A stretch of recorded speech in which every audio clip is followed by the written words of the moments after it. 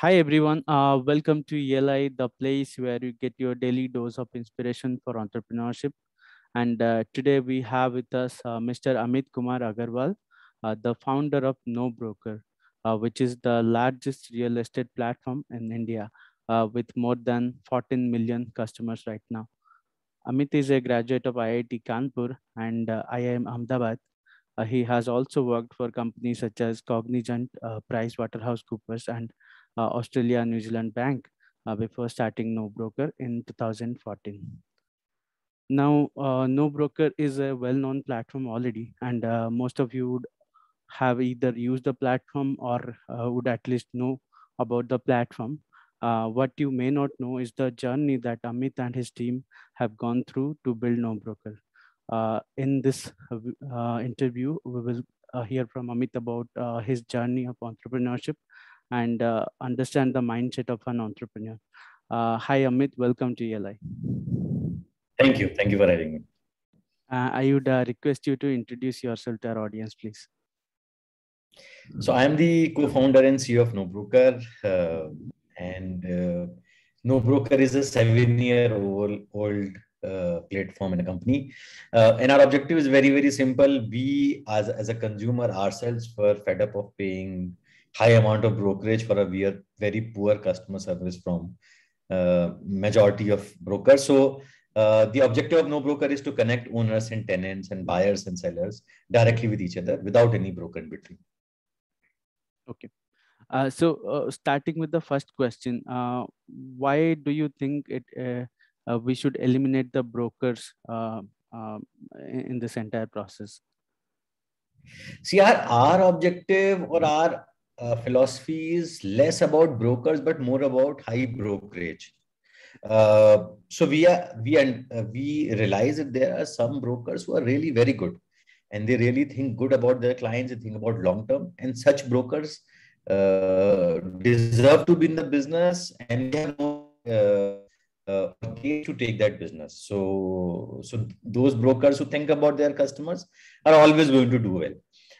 The issue that we as a consumers have faced with majority of the other brokers who are here for a quick money, and they basically just want to close deal. They have a couple of phone numbers, and that's what they want to utilize. Our hypothesis is that when in this today's agent world, when I can send a friend request to anybody, I can send a friend request to Shah Rukh Khan, to Aishwarya Rai. They may not accept it, but I can send a friend request to anybody in today's world.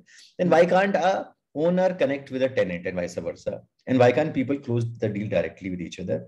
Why do we need to pay such a high brokerage and have a physical model when technology is so evolved and when the power of internet is so massive? So that is our going hypothesis. We are against high brokerage, low speed of transaction, and not against brokers. Okay. Can you tell us why this problem statement is so dear to you? Did you face any such challenges during your house renting or buying journey? Yeah, so all three of us co-founders basically have lived into different cities, have changed houses, and our experience has not been great. So, for example, in Bombay, what we have seen is that if I have already taken a house with the owner and both of us know each other and we did a contract for 11 months, after the contract is expired and then we are renewing it again with each other, the broker again comes back. And we are like, why are you charging us money again? I already know the owner. He knows me. We have a good relationship. You haven't done anything. You haven't even come to a house once in past 1 year, seeing if there's any leakage, any problem. Why should we pay you? But many of the brokers in Bombay are like half goons, and they will insist that no, you have to pay some bit of brokerage, half a month you have to pay, I found it very, very unfair. And second is that, for example, when I came to Bangalore city, and the moment the broker came to know that I am new to the city, he showed me the worst houses, the houses which are not moving at all. He first showed me that. Only when I revolted that, no, this I will not take, because he thought that I don't have knowledge about the city. So he said, नहीं यहाँ पर ऐसे ही होता है, ये वाले ऐसे ही घर मिलते हैं, यही price होता है. Only when I revolted, then he showed me the houses which are better. And when I was living in Calcutta, then I gave some advance to a broker to help me with some rental furniture. And he just vanished. There was no trace. He did not reply to my phone calls. I had to basically run to his shop multiple times and home to get that small token money back for the furniture. So we founders have had very bad experiences with brokers. We realize that they are great brokers also. But the time has come that technology should disrupt this market and help consumers like us. Okay. And can you tell us what are the different offerings that we at NoBroker give to our consumers in terms of, I understand we also help them to create contracts with the house owners and then some additional services as well. So what are the different solutions or services that we provide to our consumers? So the core service that we started with was real estate. So please come to NoBroker, check out a property, rent or buy a property. There are no charges. As a property owner, you can post a property for sale, for rental, no charges at all. We only charge for value-added services, and that also optional. Otherwise, the platform is fully free. And then if you need help for rental agreement, for legal documentation, for packers and movers, for painting, cleaning, for home loan, for rent payment, for packer mover insurance, then we have an array of services with very good quality partners. We take full responsibility of that, and those services basically you can use at a very competitive price. And we are today's India's largest when it comes in terms of many of these fields, with rental agreement, these packers and movers. So we are very large and very happy to help as many consumers as we can. Okay. Speaking of being the largest platform, before you came to business, there were already giants like Housing.com and Magic Bricks and all. What made you so successful and much better than the already existing players? So I would say that the platforms which all of you that you mentioned have amazing founders and very high quality teams. So I wouldn't say that we are any better founder or we are any better in any sense. I think the way in which we are solving the problem is very different from the way in which others are solving the problem. So what others are doing is that they are basically, their revenue source is brokers and builders. For us, the brokers contribute zero revenue. So what the other platforms are doing is they are basically connecting brokers with buyers and tenants. Our hypothesis that no, we will eliminate the brokerage and will connect both the parties directly with each other. So this is just like day and night. So it's extremely different. So what I often say is that one is full cost airline, another is basically light cost airline. So you can't be both. You have to decide what they are. So they have their path, they have their own market. There are lots of brokers who add value to the consumers and they perhaps target them. So their thing is different. So if you want to, so I would say that as a consumer, if you want to find a good broker, you should go to these sites because these sites are good for finding a broker. But if you want to save brokerage, you want to deal directly, then we are number one in the country. Then you can come to us. Okay.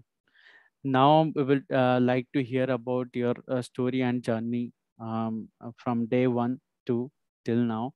So to start with the hypothesis you had, it was very different from existing market norms. The market was conditioned in a way to have brokers. Brokerage was natural to in the market. So how did you start, or how did you think of such a idea? At least how did you think this will work, and how did it play out for you initially? So see, theoretically, there was no guarantee that this idea will work. Practically, as Indian consumers, we felt that we don't want to pay high brokerage. And what we could see was a lot of Facebook groups emerging in which basically said fill flats without broker and so on. So it made us realize that yes, there is a genuine value here. Basically, we felt is that yes, as Indian consumers, we don't want to pay brokerage, but we also realized that I think the most common question which the VCs asked us was that where is it big? Is there a company in US or in China which is as big as you want to be? And the answer was that no, there is. So we are not a copy paste of a Amazon or a Uber in India. The concept of non-brokerage is very unique and is very, very I would say very at least valid for Indian consumers. It is valid for perhaps Southeast Asian, Middle East consumers also. But for Indian consumers, we know it is valid. I don't know why there is no large company in US or in China.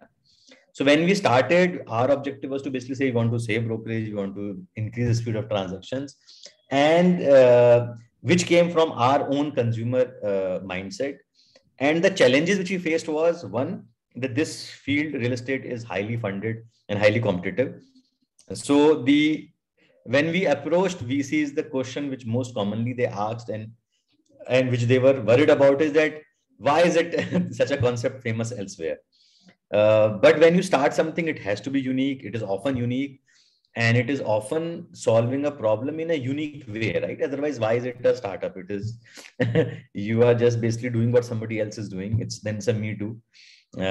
So those were the initial challenges. And second challenge which which VCs told us, and many of our friends told us, is that Indian consumers have a habit to pay at the end of the transaction, not at the start. And that also they have a habit of paying for a guaranteed transaction in the end, but yes, they pay very high.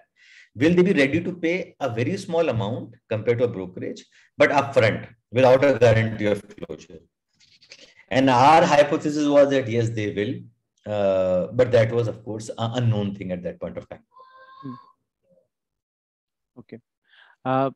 Can you also tell us how did it play out for you initially? I mean, when you started executing the idea, but what were the initial days like? How did you slowly build a tech stack and the platform on top of it? Yeah, so when we basically started a C2C platform, which is our platform, which is consumer to consumer, it is very difficult to build. See, if you have a B2C platform where one side there are brokers, another side there is consumers, it's comparatively easier. Why? Because you just need to ask broker that it is free.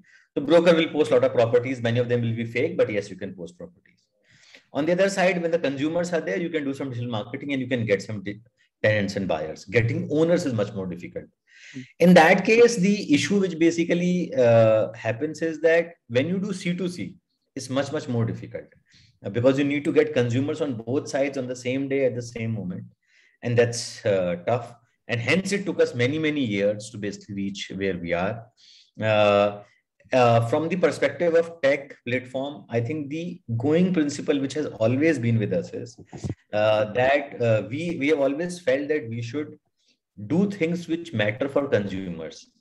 Now, it seems very obvious, but I can tell you that many times the things which engineering teams do is what looks good or which is more glamorous to basically make. So product features which look very glamorous to make, many a times people end up making that. But we have been very shameless in this. We just listen to what consumers are saying. So consumer said that I want rental agreement. Who will help me rental agreement? Because brokers used to do it. So we said, okay, we are going to have a online rental agreement. They said you are doing rental, but what about buy and sell? So we launched buy and sell. They said residential is good, but we have commercial properties and broker on the roadside used to help us rent them, sell them, at least the small shops. We said, okay, we'll launch it. Then many customers asked us, what about packers and movers? We don't have anybody trustworthy. So we ventured into that. So I think everything that we have done has been a very shameless copying from what consumers tell us. We have never had any innovative idea. I would say we just do what consumers want. But yes, we do it with a lot of passion, with a lot of rigor, and we are very execution focused. Okay. The way I see it, eventually no broker will evolve to become a digital broker because there is nothing that you don't do that brokers do. So it's basically replicating the brokerage workflow in a digital way. Having said that, can you help us understand the nitty-gritties of running a brokerage as a service company? So customer service basically remains super important because finally what consumers want is how the experience has been. So this is a good question. So what basically we do is we track each and every feedback which comes from customers. So even today, each and every complaint which lands on social media comes to my mailbox. And I basically see it, I read it, and The objective is to learn from every such feedback which customer is giving. And the amazing thing is that customers keep on raising their standards. Whatever they were asking 2 years back, now they're asking much, much more, which is very good for us because then it helps us keep on our toes. This business is all about making customer happy because a platform like NoBroker is being typically used by a consumer once in a year or once in a 2 year. Yes, for painting, cleaning, they use it much more frequently.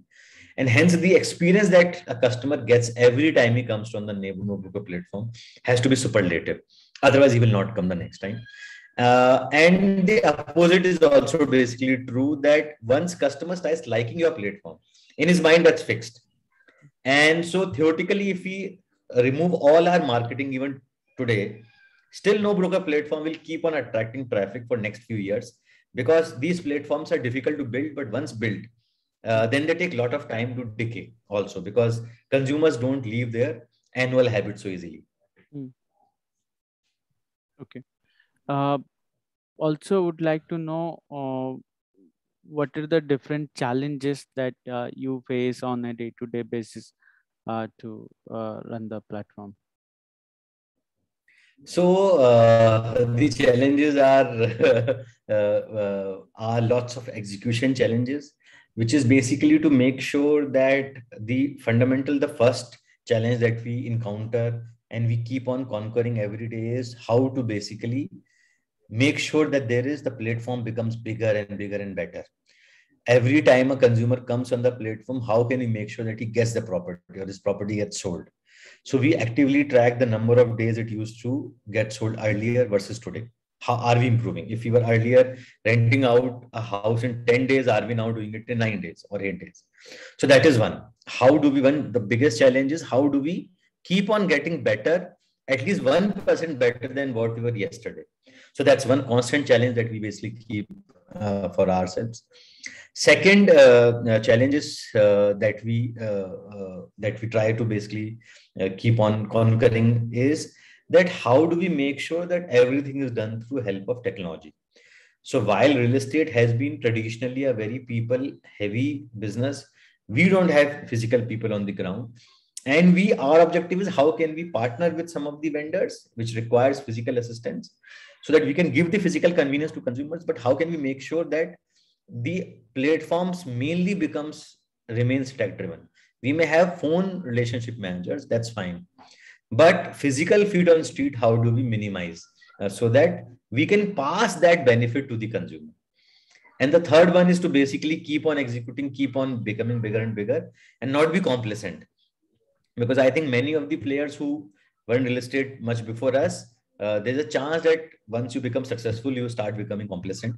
And we feel we are far, far away from being called successful. We have a huge way to go. We are market leader in all the cities that we are in. Just to give a broad idea of the numbers, we add 4 to 5 lakh new customers per month, which means that we add 500 crore and more new customers per year. And till now in the 7-year journey, we have added 1.5 crore customers. So the pace of growth is massive. Whatever we did in 7 years, which is 1.5 crore, which is itself is large, 1/3 of that, we are doing it now every year. So the pace of growth is massive. So the objective is to grow very heavily, make consumers happy and not be complacent. Speaking of growth, was there a COVID factor that either hampered your growth or accelerated your growth? Can you help us understand how did COVID impact your business model? So I think it did both.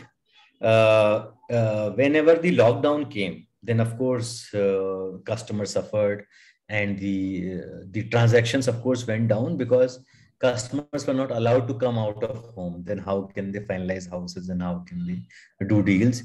So those months were the months where the customer traction went down. Buy and sell has been doing very good, surprisingly, for the entire year because the real estate had hit a rock bottom in terms of prices. So the last 1 year has been amazing for buy and sell. Rental has seen up and down. When the lockdowns were there, then the transactions got reduced. But as soon as the lockdowns have opened up, after the first wave, after the second wave, then the transactions have jumped up, the pent-up demand has jumped up. So we have seen the benefit of it. Of course, there are lots of consumers who came to NoBroker site who otherwise would have taken even longer to try us out, but they did try us out because digital became a priority in the times of COVID. So of course, we benefited from that. So I would say we have seen both. We have seen lack of business or down the business in the lockdown period, but when the lockdown has not been there, we have done very well. Overall, in the past 1.5 years, we have grown our revenue thrice. We have grown our customers at a massive pace. So despite COVID, our growth has been massive, our revenue growth has been massive, and the customer growth has been outstanding. Okay. You spoke about running an India-centric business model. NoBroker is a model which is not validated anywhere else in the world. It's very unique. But when you try to raise fund for a very unique business model, VCs normally do not show much interest because they don't see the validation. Having said that, I would like to understand how NoBroker raised massive amount of funding during its journey. So to be truthful, we did not raise massive amount of funding in the first 5 years. Whatever funding in amount has been on the higher side has come in the past 2 years. So in the first year, BNext and Elevation Partners, which was earlier called SAF Partners, they were the ones who basically supported us and who believed in the concept, even knowing fully well that this is not a copy-paste model from somewhere else. They were the ones who felt that this is going to become big. They also placed a lot of trust with us, so which we are very thankful. But after that, I think what happened was because one of the large players in this industry got a lot of funding, so nobody wanted to touch us. Then that large player imploded, so hence nobody wanted to touch real estate category. So for the first 4 or 5 years, I think we were nobody's favorite. And I think we with the help of BNext, wherever we could get funding, we got funding. We got someone from investor in South Korea, then from Singapore, then from Japan. So wherever we could get 500,000, 1 million, 500,000, we basically gathered. And of course, with the help of BNext and Elevation supported. But the first 5 years from a funding perspective were not great. But I think in the hindsight, it was good because having too much money sometimes too early also builds bad habits. We remained very, very frugal. We found innovative ways to make money, to make customers happy. And our focus on revenue, I think, became massive because of this. So today I can say that among every player in real estate, we are very aggressive on revenue and we are very focused on revenue. And this came from these early 5 years. A sort of frugal culture in terms of not wasting marketing money also came from the first 5 years. And we have been doing the same thing that we did on first day. It is just that the numbers kept on adding and showed it to many people that whatever we were saying, we actually meant to do. And yes, in the past 2 years, we got $80 million from General Atlantic in 2 rounds. Then we got $50 million from Tiger Global. So till now, we have raised around $150 million of funding, which works out to be more than 1,000 crore rupees. So the last 2 years have been where we raised a lot of funds. And of course, it has helped us catapult our growth. But on a fundamental basis, we are doing the same what we are doing 7 years. Our hypothesis remains same. Did you at some point pivot your business model? No, never, because I think the name NoBroker itself basically made very sure that this is the direction that we are going to take. So I think we declared our intention on day one that we are NoBroker.com. We are never going to work with broker and brokerage. So I think that basically making sure that this is our value proposition made sure that we work in that direction, and which basically made sure that we found innovative ways to avoid brokerage, to connect people directly. So we never did any pivot. I think what we have done is only extension. that starting with real estate, then doing home services, then doing financial services. I think that's how, and now no brokerhood. This is how basically we have been expanding. What is the North Star metric that you track to understand what kind of growth you are getting, and any side metrics that you usually track in your organization? So there are two metrics which we track like crazy. One is customer service level, satisfaction ratings, and second is revenue. So revenue, we want to basically triple every year. That's what we are chasing. These are two metrics. Uh, when you try to get a massive growth and sustain it, you sometimes apply some growth hacks as well along the way. Any growth hacks that you have been really successful at implementing?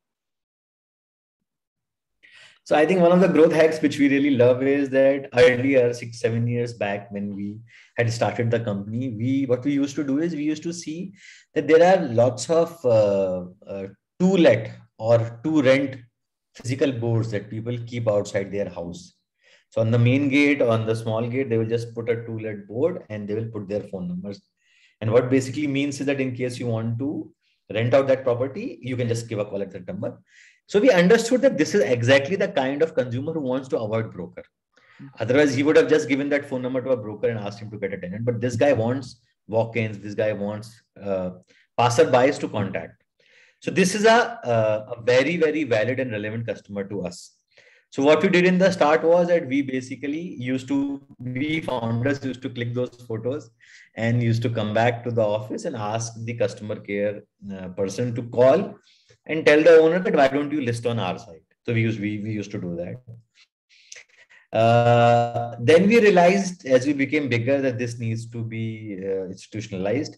So now we have a feature called Click and Earn, in which many of the youngsters, college goers, they take their bike in the morning and they go around the city or go around the locality. They click lots of these photos and they upload it on that Click and Earn app, which is available to everybody. And once we receive that phone number, receive that photo, and once we list the property on the platform, we give 100 rupees in their Paytm account there and then. So it's very, very famous. We get lots of properties through that route, and lots of youngsters basically make very decent money out of this. So that has been a growth hack to get quickly lots of properties.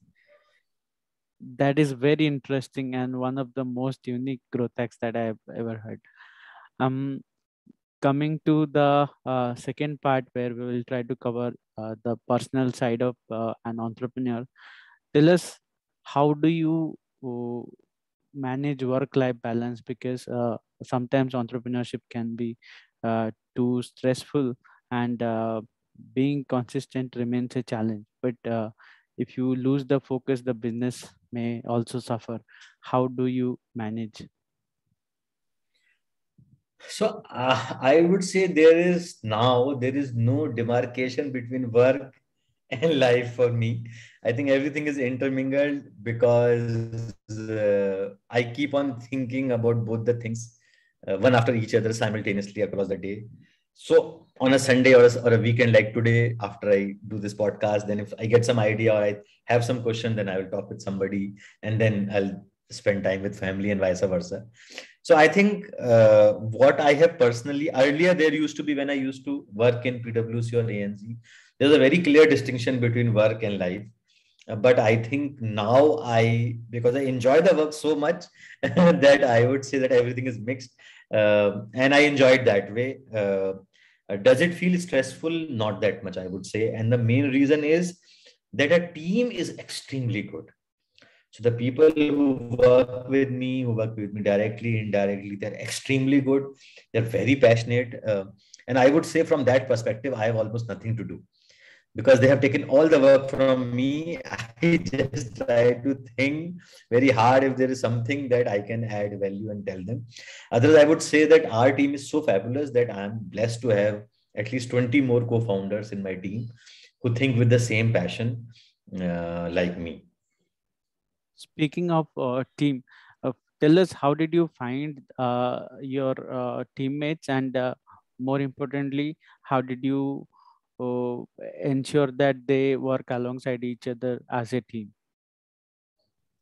So I think the first principle there are two, three principles that we use. One is that the person should be passionate. That's it. And should have good intent, should be hardworking. We know that there is no person that we can hire who has similar background, because there is no other company which is like us. So we can't hire from a similar background. So what we try to basically see whether it is the right reason for which the person is coming. Our objective is that you should be coming here to build your business. So we are just giving you funds and we are giving you brand, but you are a business owner, you build your business. Which brings me to the second point, that the entire culture is extremely meritocratic and extremely uh, filled with high accountability. So people who run their different businesses, they have full accountability to run the business. They have full freedom to run that business. There's a very, very little intervention which comes from my side. So perhaps I review once in 4 to 5 weeks, and once in a while we meet in office and we discuss. Otherwise, everything is basically given to those business owners. So extreme, which basically means that people with right intention, people who really want to run their business, they don't have to face any micromanagement. They get full freedom. So I used to hate micromanagement when I was working in other companies. So I don't want anybody who is with me to ever face this. I feel the smart people hate micromanagement and they want independence, which is exactly what we give. And third perspective from the culture is that we don't like people who are jerks. So you might be a great performer, but if you're a jerk, we don't have any place for you.